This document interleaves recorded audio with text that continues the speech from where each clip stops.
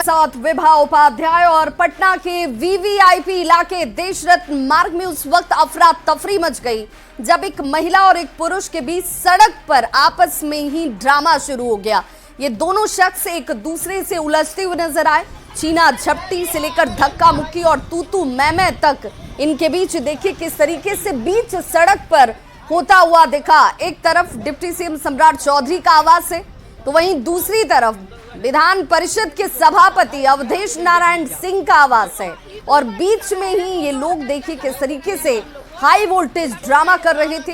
दोनों मधुबनी के रहने वाले बताए जाते हैं और मुख्यमंत्री से किसी शिकायत को लेकर यहां पहुंचे हुए थे कि भाई कोई शिकायत ही नहीं है।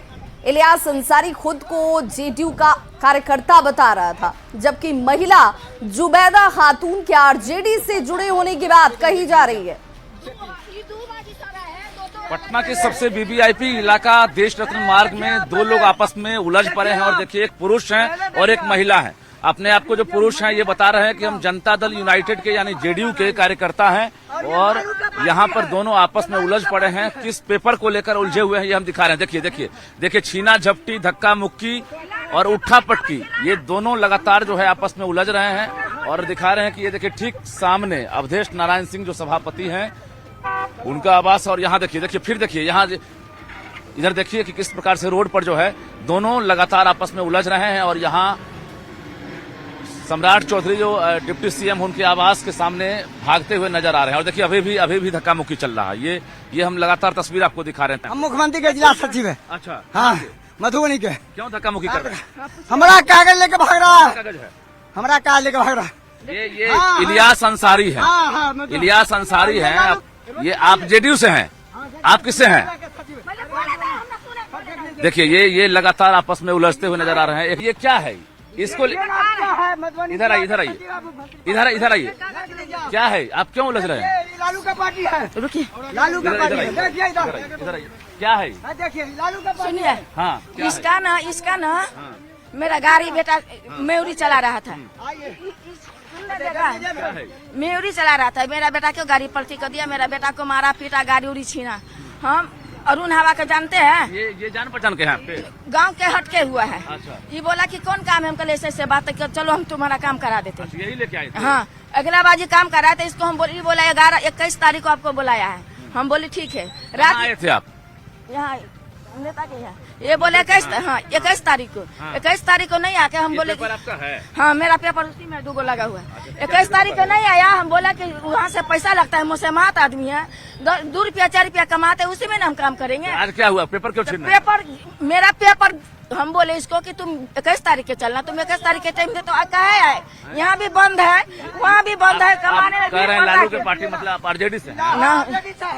न्यूज 18 के कैमरे में तस्वीर कैद हुई है। हम कोशिश करते हैं कि दोनों आपस में जो उलझे हुए हैं ये अपने अपने घर जाएं और शांत हो जाएं। कैमरामैन दीपक के साथ रजनीश कुमार, न्यूज 18 पटना। और पटना से अगली बड़ी खबर, जहां युवा कांग्रेस का जोरदार प्रदर्शन जो है वो देखने को मिला है। ट्रेन के आगे बैठे हैं प्रदर्शनकारी। ट्रेन के ड्राइवर ने हालांकि अचानक से यहां पर इमरजेंसी ब्रेक लगाई। नेशनल हेराल्ड मामले में प्रदर्शन किया जाता हुआ कांग्रेस के ये यूथ कार्यकर्ता बताए जाते हैं। केंद्र सरकार पर कांग्रेस का यह आरोप है कि राहुल गांधी को परेशान किया जा रहा है जानबूझकर। और युवा कांग्रेस की तरफ से जोरदार प्रदर्शन की तस्वीरें, हाथों में बैनर और पोस्टर इन कार्यकर्ताओं के, और सड़कों पर इनका ये हुजूम जो है आपको दिख रहा होगा। लेकिन यहां तक तो ठीक, लेकिन ट्रैक पर पहुंचकर रेल यातायात को बाधित करने का प्रयास किया गया। ट्रैक पर ही ये बैठे नजर आए और देखिए कैसे यहां पर जीआरपी के जो जवान हैं, जो रेल पुलिस कर्मी हैं, वो पहुंचकर इन्हें समझाने का प्रयास करते हुए दिख रहे हैं। कांग्रेस के तमाम कार्यकर्ता जो है यहाँ पे ट्रेन पर कब्जा कर लिया है। और ये देखिए सचिवालय हॉल पर वो यहाँ पहुंचा और एक्सप्रेस ट्रेन पहुंच रही है तो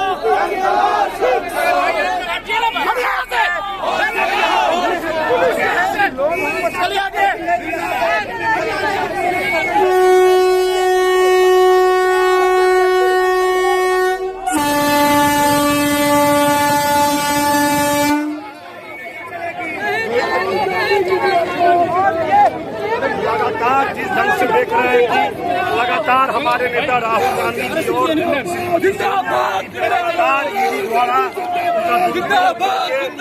देश में तानाशाही को बढ़ावा दिया जा रहा है। हमारे नेता जब से बिहार जैसे राज्य, गुजरात जैसे राज्य में सक्रिय हुए हैं, सामाजिक न्याय को लेकर के वो जो सामाजिक न्याय की झंडा को बुलंद कर रहे हैं, इसी का परिणाम है कि नरेंद्र मोदी को दबाया जा रहा है, कुचलाया जा रहा है। नरेंद्र मोदी को हम लोग संदेश देना चाहते हैं कि अगर वो अपने कुकृत्य को बंद नहीं करेंगे तो रेल से लेकर रोड तक जाम कर दिया जाएगा। हमारे राहुल गांधी जी जो जननायक है उन पे झूठा ईडी का जांच करवाए और उनके पीछे जो गलत मुकदमा लगाए। मोदी जी जब तक बदले की राजनीति खत्म नहीं करेंगे तब तक ये आंदोलन जारी रहेगा और हम लोग हर दिन सड़क पे उतर के उनका विरोध।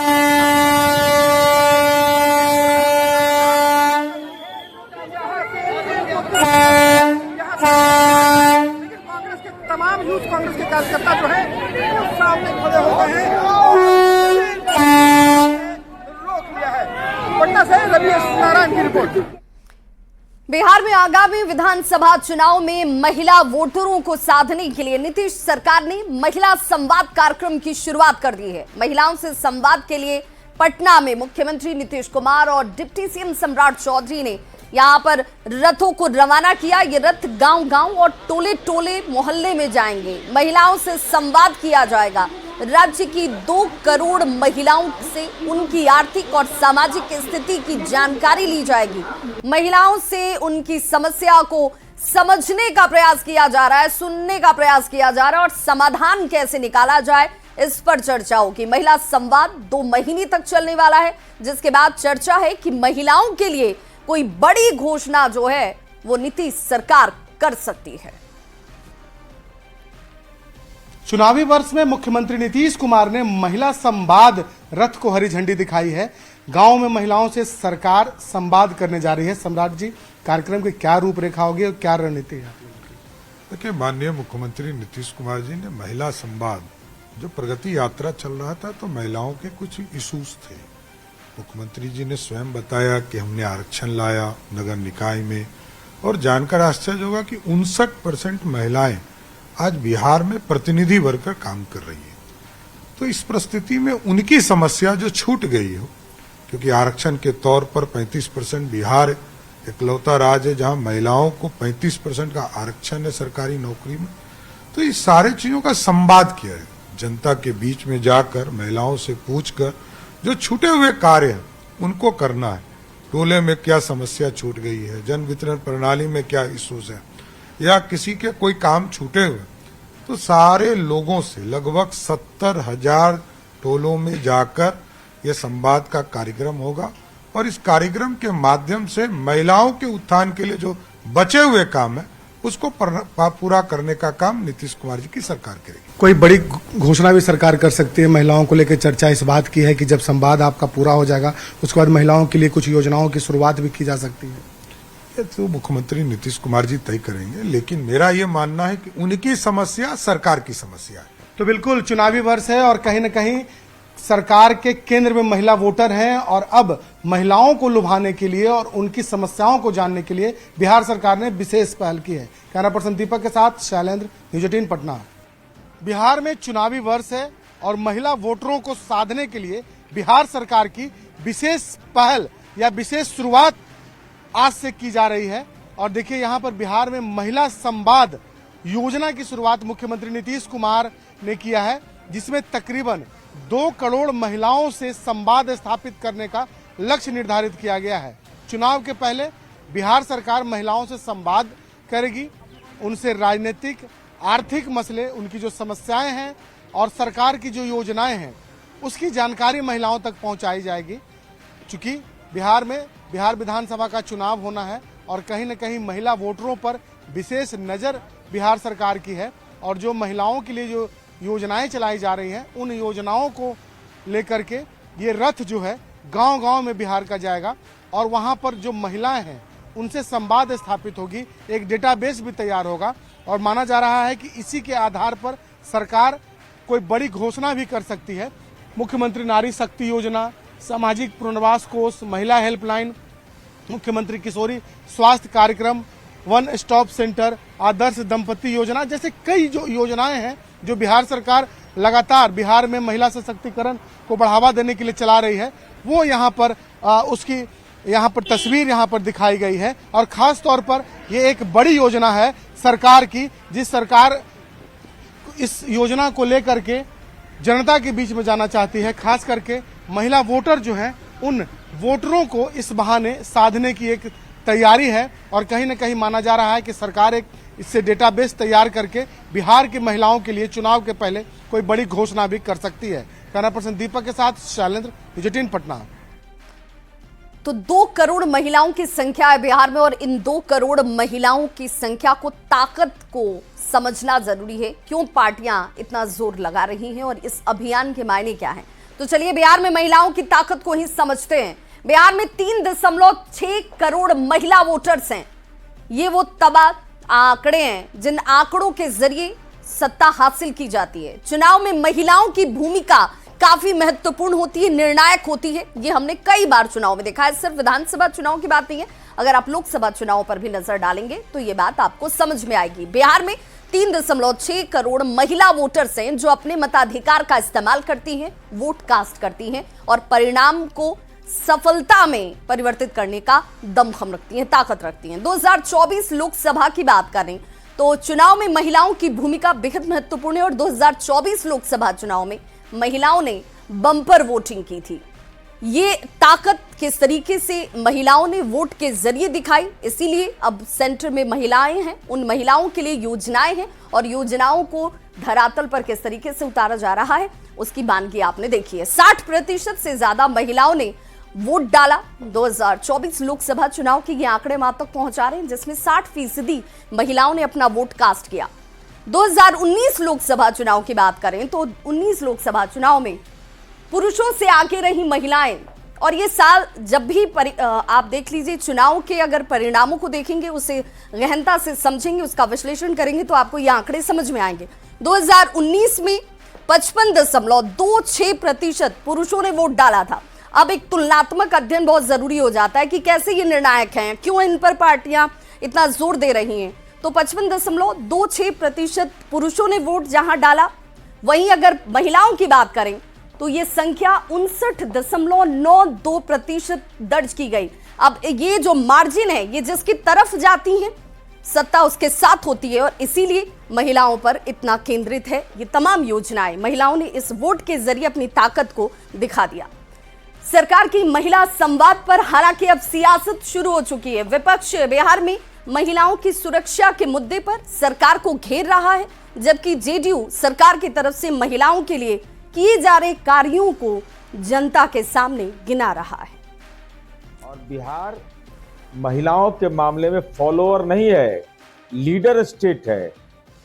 2 करोड़ महिलाओं तक सरकार की विभिन्न योजनाएं, उसके लाभ की प्रक्रिया और सशक्तिकरण का जो आयाम है उसको घर घर तक पहुंचाने का संकल्प है राज्य सरकार का। यह अपने आप में नीतीश कुमार जी को अलग करता है। अभी तक जो इन्होंने 20 सालों में नहीं किया है वो आने वाले सालों में करेंगे। क्या करेंगे?